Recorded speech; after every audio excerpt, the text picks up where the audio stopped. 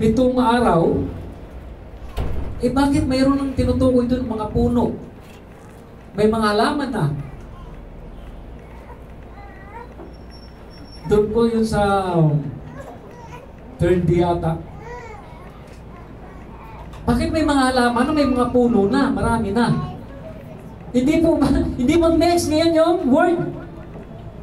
Kaya sabi po ng mga science, kalukuhan yan na Bible.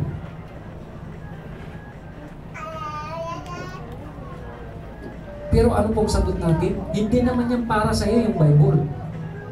Kasi hindi po para sa lahat. Binibigay ito. Kaya hindi nila maunawaan. Amen? Hindi po nila maunawaan.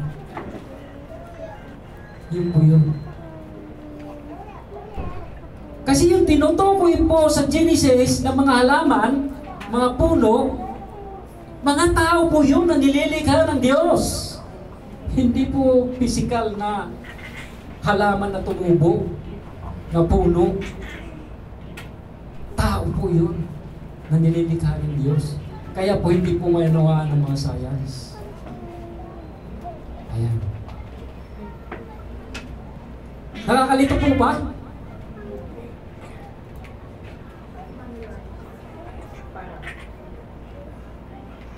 Mahirap po nawain? Gaya nga po ng sinabi ko, the year of the love and blessing. Kaya hilingin mo po, niyo po sa Panginoon na maunawaan mo. Bigyan ka ng karunungan mula sa Kanya at ibibigay sa iyo. Sapagkat ang mga salitang ito ay para sa Kanya mga hinirang, sa Kanya mga believer. Yun po yun. Pangalawa po, perform as a believer.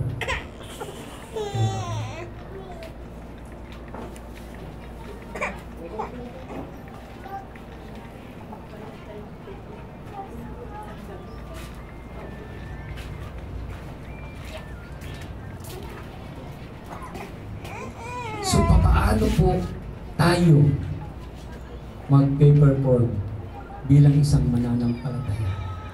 Paano natin gagawin yung ating task?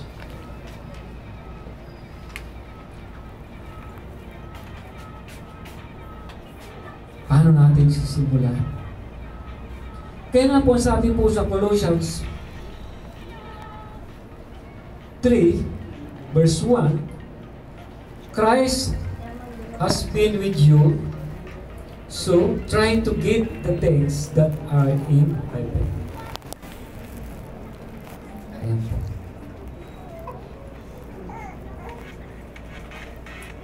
Pagsikapan natin na makuha yung mga bagay sa kaharian ng Diyos. Yan po yung sinasabi.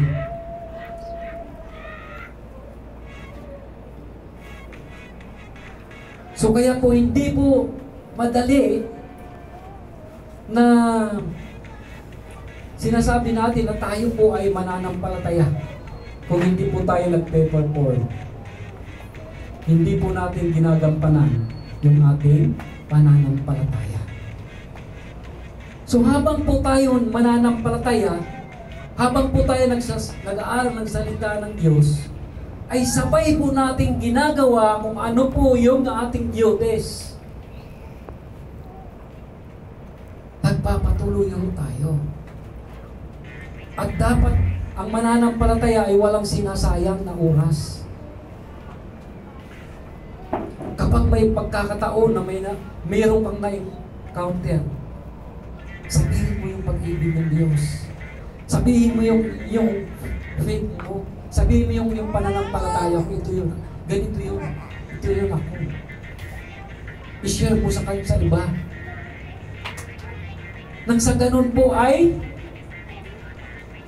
napapractice po yung ating faith at the same time yung duties po natin nagagampanan natin.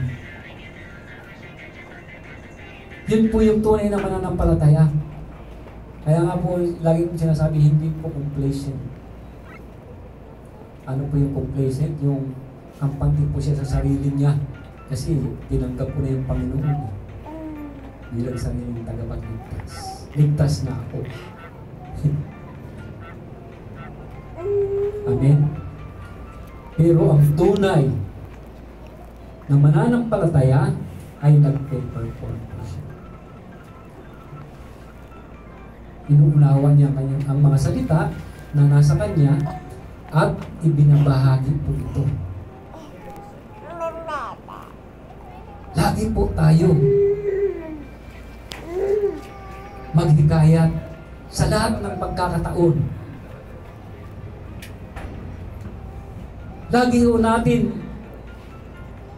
bigyan po ng halaga yung salita at mayroon po tayong nakikilala.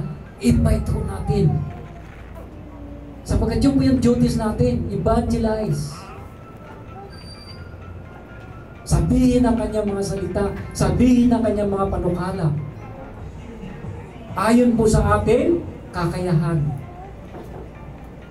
Kasi kung ano lang po yung mayroon tayo, yun lang naman po yung dapat natin ma-enhance. Ang pinakamahalaga po doon ay yung ginagampanan ho natin as a believer. Nagpe-perform po tayo bilang isang mananampalataya. Yung verse 17 po ng Colossians, mayroon po po doon. Ayan. Ang sabi niya po, and whatever you do in word or in deed, do everything in the name of the Lord Jesus, giving thanks to the God the Father. So lahat po na ating gagawin